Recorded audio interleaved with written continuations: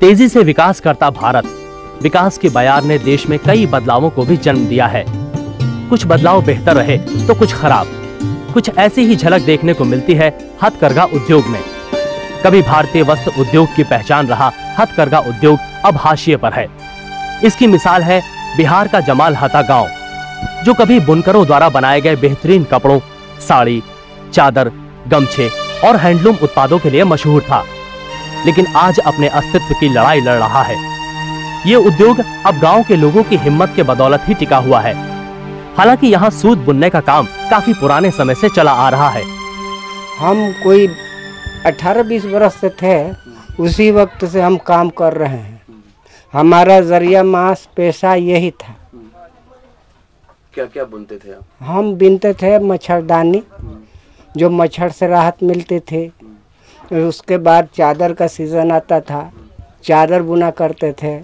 बढ़ती महंगाई, पॉलिएस्टर के बढ़ते चलन की वजह से हथकरघों पर बने कपड़ों के लिए उचित बाजार नहीं मिल पा रहा है, जिससे बुनकर खासे परेशान हैं। अब हम लोग माल तैयार भी करते हैं तो हम लोग का मजदूरी भी नहीं निकल पाता है, इतना भी दाम नहीं मिलता है कि मजदूरी निकले, सूता का दाम निकले। नतीजा हुआ कि हम लोग को छोड़ना पड़ा। आज बिल्कुल बेकारी। आज न इस किस्म के हमारी मांग है और न बाजार है। हम मोहताजे हाल हैं। बुनकर दूर दूर से सूत मंगाते हैं और कपड़ा तैयार करते हैं, लेकिन कपड़े बिकते नहीं और सारी मेहनत जाया हो जाती है। पहले हम लोगों को मार्केट लगता था, यहाँ के सूत बिकरता थे, सूत आसानी से मिल जाता था। बड़े परेशानी के बाद हम गए खलीलाबाद, गोरखपुर, तो वहाँ से हमने सूता खरीदा, एक गठिया।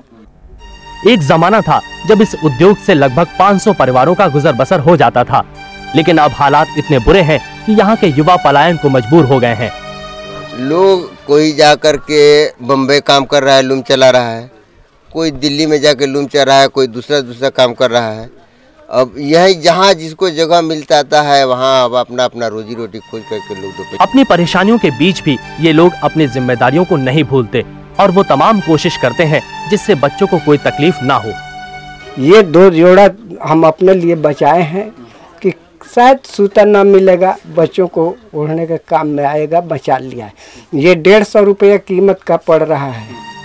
मुश्किल के इस घड़ी में अब इनको दरकार है सरकारी मदद की, ताकि ये उद्योग फिर से पटरी पर आ सके।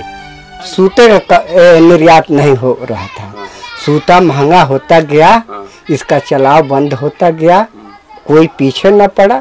सरकार से कुछ मिलता था पहले बुनकरों को, यही तो बताइए, प्रॉफिट, वो खत्म हो गया। इनके लिए कुछ करना तो दूर, हक के लिए आवाज उठाने पर इन्हें मारा और पीटा जाता है। काम हो ही नहीं रहा है, फायदा हो ही नहीं रहा है, तो फिर होगा कैसे? तो आता है अब बुनकर को फॉल्स दिखा करके अब सब पैसा पॉकेट में आ जाता है। जब इंक्वायरी हुई कि सूता कहाँ से खरीदा गया है तो मालूम हुआ कि छपरा मार्केट से खरीदा गया है। तो वहाँ इंक्वायरी गई तो मालूम हुआ कि आज तक सूता का दुकानें नहीं हुआ है। देखिए फॉल्स हो गया। गांव-गांव में हथकरघा और न जाने कितने ऐसे उद्योग देश की संस्कृति के असली चेहरे को पेश करते हैं, लेकिन इसी तरह उपेक्षा होती रही तो वो दिन दूर नहीं जब यह चेहरा कहीं खो जाएगा।